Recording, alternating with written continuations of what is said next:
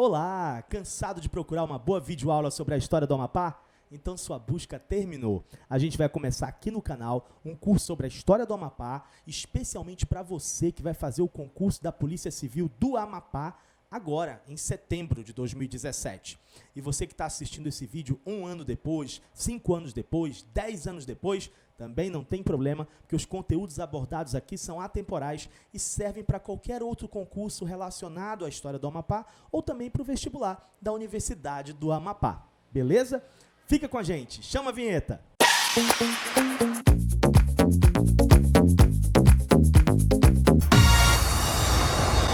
Muito bem, turma, para a gente começar a estudar a história do Amapá, a gente precisa primeiro entender o contexto das grandes navegações que está acontecendo principalmente ali no século XVI e que fala dessa chegada dos europeus aqui na América. Primeiro marco importante para a gente é a chegada do Cristóvão Colombo em 1492. Cristóvão Colombo chega aqui em 92 e, a partir daí, a preocupação da Espanha é assegurar a posse dessas terras descobertas e aquelas que ainda seriam descobertas para a coroa espanhola. E aí, é por causa disso que a gente vai ter, nesse primeiro momento, a assinatura de um acordo que vai ser documentado numa bula, a chamada Bula Intercoetera. Porque esse primeiro acordo foi intermediado por um papa espanhol chamado Alexandre VI. O que ficou definido nesse primeiro acordo e estabelecido nessa Bula Intercoetera? Eles passaram uma linha imaginária a 100 léguas das ilhas de Cabo Verde. O que estivesse a leste seria de Portugal e o que estivesse a oeste seria da Espanha. É isso que eles definiram. Mas os portugueses se sentiram prejudicados com essa primeira definição e forçaram a barra para que saísse uma segunda definição. E é por isso que no ano seguinte, 1494, nós temos a assinatura do Tratado de Tordesilhas entre Portugal e Espanha. O que eles definiram no Tratado de Tordesilhas? Aquela linha imaginária que estava a 100 léguas das ilhas de Cabo Verde, ela passou para 370 léguas. E assim, o território que pertencia a Portugal, de acordo com o Tratado de Tordesilhas, ampliou um pouco mais. O tratado foi assinado em 1494, mas nem todos os países concordaram com esse tratado. Os ingleses, os franceses, os holandeses, eles não vão admitir o Tratado de Tordesilhas. O rei da França, o Francisco I, na época, ele até ironizou o tratado. Ele chegou a dizer: eu quero saber cadê o testamento do Adão e da Eva dividindo o mundo entre portugueses e espanhóis. Como é que os dois países fazem um tratado? Dividindo as terras descobertas e as terras que ainda seriam descobertas entre os dois países e os outros.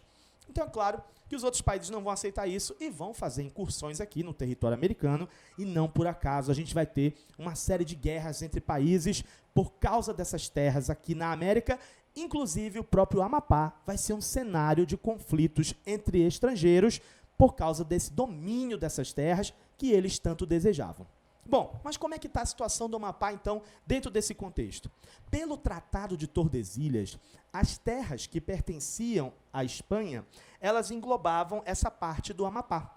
Então, o Amapá, originalmente, é um território que pertence à Espanha, de acordo com o Tratado de Tordesilhas. Quais são as primeiras expedições espanholas que passam por aqui, nessa região do Amapá?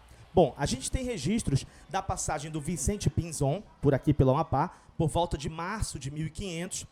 E o que a gente sabe é que ele navegou pelo rio Oiapoque, ele navegou pelo litoral do Amapá, inclusive ele aportou para poder abastecer a expedição dele de água, e ele teria, inclusive, capturado 30 índios para levar como escravos aqui nessa região.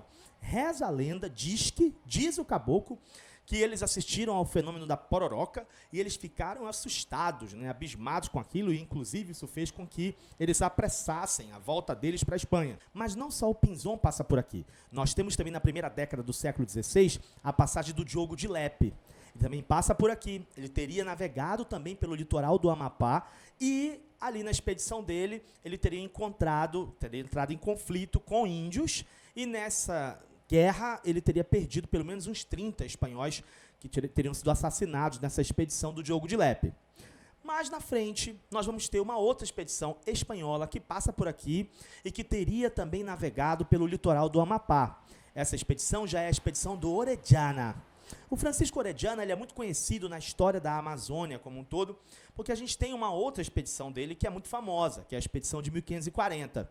O Orellana, ele percorreu o curso do Rio Amazonas todinho nessa primeira expedição, na década de 40, que inclusive era uma expedição originalmente do Gonçalo Pizarro, mas em um determinado momento da expedição ele desencontrou com o Pizarro, né, marcou num lugar, se deslocou para outro, quando acabou tendo vários problemas, não voltou para se encontrar com o Pizarro, acabaram se desvencilhando, e o Orellana saiu contornando, seguindo o curso do rio, uma viagem de 8 meses, até conseguir chegar ali na ilha de Marajó e voltar para a Espanha.